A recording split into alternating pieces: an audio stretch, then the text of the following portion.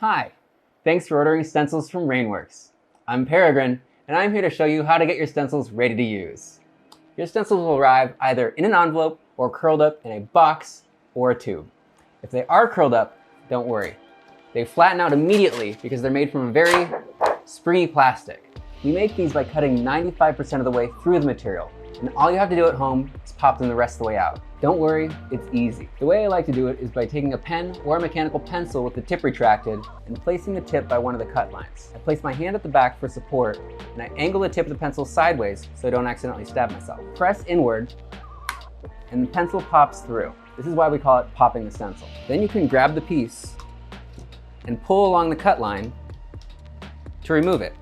You might find that you can pop the pieces with just your hands, but the pencil is helpful for small details and corners. I find the quickest way to get a stencil ready is to pop all the pieces first and then pull them out. I recommend working from the inside pieces outward, so there's always plastic supporting the piece you're working on. 2 notes of caution. First, the plastic is strong, but it has its limits. If your stencil has small details or bridges of plastic, these sections can be fragile, so be very careful when pulling pieces out. Support the delicate areas with your fingers while you pop or pull next to them, and proceed slowly. If somehow a part of the stencil does break, it's easy to repair by putting some tape on the front and back of the area and then trimming away the excess. Second, be careful when pulling around sharp corners. If I'm at a sharp corner and I keep pulling this way, I can end up tearing the stencil. So I make sure to place a finger on the corner and then pull up and away from the corner to pop it out.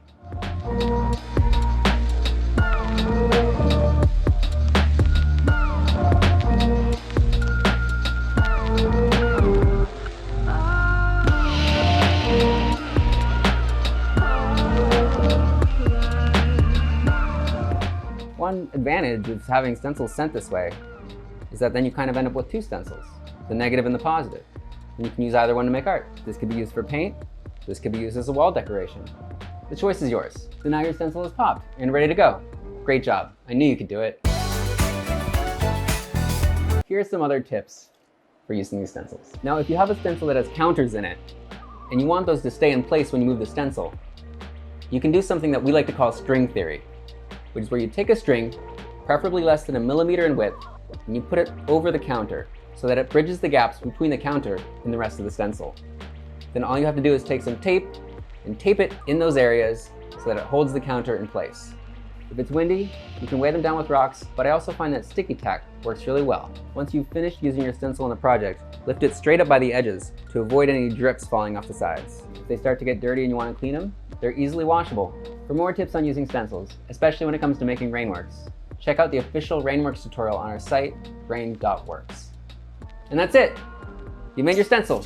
You're ready to go. Go make some art. Go! Have a creative day.